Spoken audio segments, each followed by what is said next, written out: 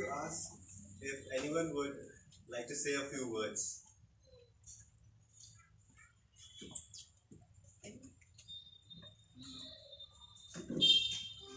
If you have anything bad against me, Now's your chance. yeah. Or forever hold your peace.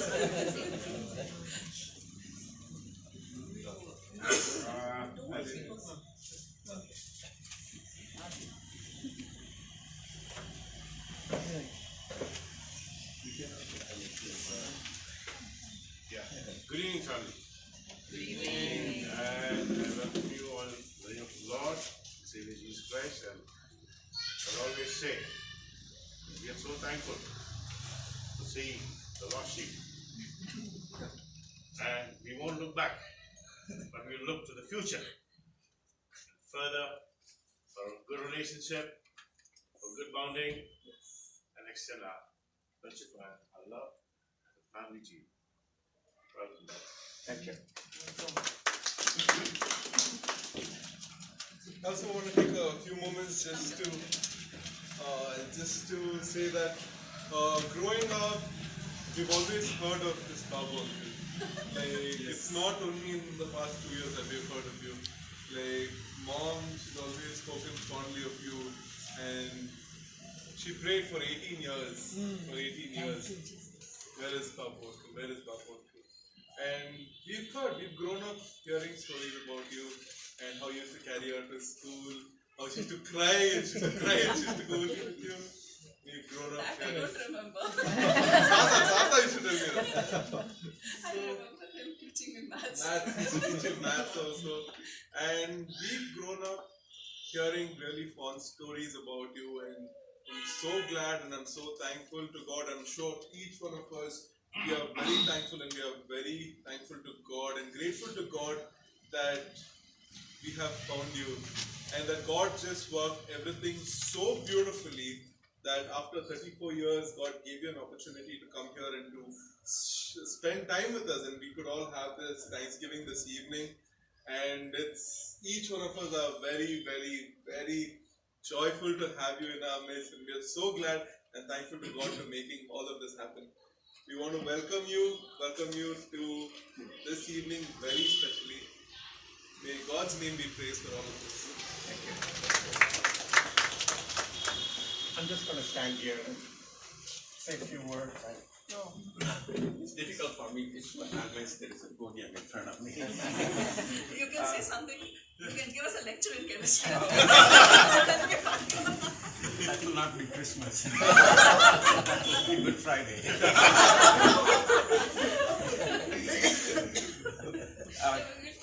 No, it's okay. I really don't know where to start and where to end. First of all, thank you guys for not giving me up.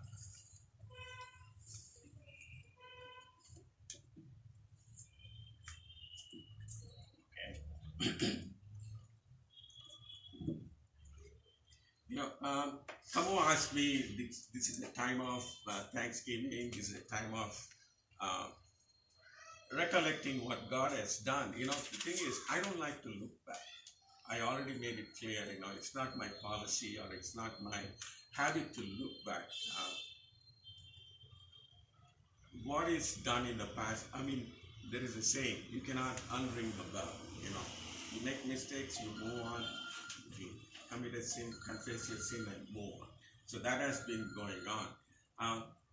And secondly, again, this is the difference that I noticed between what is happening in this country and what is happening in the US. I was 33 when I left India, and I'm 66 now. So in other words, I've spent exactly 33 years in the best years of my life in USA. In the US, they don't talk about the past. It's always the present and the future. In fact, many of the famous people, they've served time, they've gone to prison, and they became more famous after coming out of the prison. They became richer after coming out of the prison and got out of the prison. And in fact, I have my colleagues, they have already planned 10 years ahead. 2028, I'm going to Alaska. I'm going to take a cruise from here and there. So they do. So this is what I advise you to do. I mean, you don't have to take my advice, but look to the future, you know. Uh, Always plan for the future. And don't worry about what you did in the past, you know. The blood of Christ covers all the sins, all the faults that we have, you know. That's the beauty of being a Christian, you know. We make mistakes, we fall, but we are not, you know, we are not gone from it. Always a helping hand. You know, God knows how many times I fell. You know, I've fallen more times than I've gotten out. So, and there was always God, you know. I mean, I was alone, all alone, and it was, I think it's your prayer, to be honest with you. You prayed, and God was answering the prayer. And I'm sure Johnny must pray. Thank you, guys. Thank you. You know, I've been in academia for too long, so I mean, more than 20 years. All those, many of you, I mean, all those who were born after 1986, you know, I'm really amazed how you guys have conducted yourself, how you uh, done such a wonderful job and really excelled in everything that you have done so far. You know, there is no failure in this family. Just look around. You know, there's absolutely no failure. Everyone has excelled in whatever that he or she has undertaken. You know, you guys are still young. This is my advice to you. With hard work, you can reach the top. But staying at the top is tough. I'm speaking from my personal experience. I thought, you know, getting a PhD is everything. But that was only the beginning. I worked 100 times harder after getting PhD. And there was a time I used to work 20 hours a day after getting PhD. Especially, you know, when you go to USA, people in the US, they prefer Indians and Chinese. Mainly because, you know, they are not afraid of hard work. So my boss, he was a Jewish boss. He would come to my lab Friday evening and he would say, hey, can you do this over the weekend and let's sit together on Monday morning. He knew I was not going to go anywhere. I'll be working in the lab. That was his way of making sure that I worked 7 days a week. Exactly at 5 p.m. on Friday evening, he would come to the lab. He used to call me David. Hey David, I want you to do this, and can you get the result by Monday morning? That he wouldn't say work on Saturday or work on Sunday. All he would say, let's have a meeting on Monday morning. So it was assumed. He just would presume that, you know, hey, he's going to work on Saturday and Sunday, you'll get the things done. So they will try to take advantage of you. That's how, you know, I mean, I was not afraid of working. I worked my butt off and I reached the top. But staying at the top is tough. And you don't reach the top only to come down, come crashing down. Don't do that, you know. Otherwise, what's the point in going to the top if you're going to come down crashing? So don't be afraid. And when you reach the top, don't think this is the end of your life. You know, it's only the beginning. And this is my sincere advice. Irene, who else? Guys, I don't remember the names. All of you, all those who were born after 1986, and I've not had any contact with you. You guys are still young. You still have a long way to go, and you've done a wonderful job with your life so far. Keep up the good work. And again, you know, Johnny helped me, and Gracie helped me, and Johnny helped me when I was in school.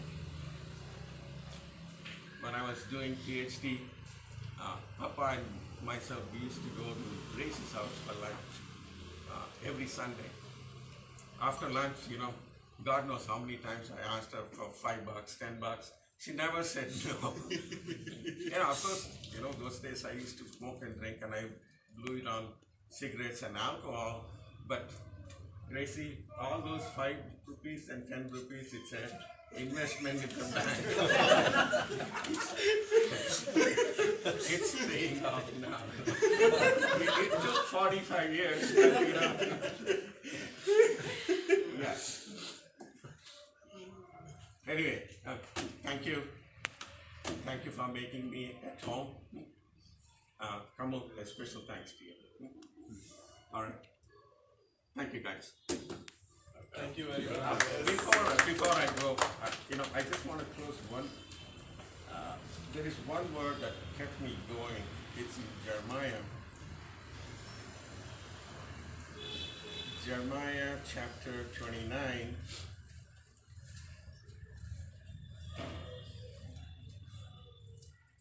Chapter 29, verse 11. For I know the plans I have for you, declares the Lord. Plans to prosper you and not to harm you. Plans to give you hope and a future. Okay? There is nothing past tense here. God never says, I had plans for you. If that was the case, I would have gone long back. This is a promise that, you made a mistake, that's fine. I still have my plans for you. It has not changed. So this one verse has kept me going, I know God knows how many times I've recited this word. Before I start the car, I recite this. Before I give a lecture, I recite this verse. So this is one verse that's been the driving force, in the last 40 years. Please God. Yes. Thank you very much for sharing that.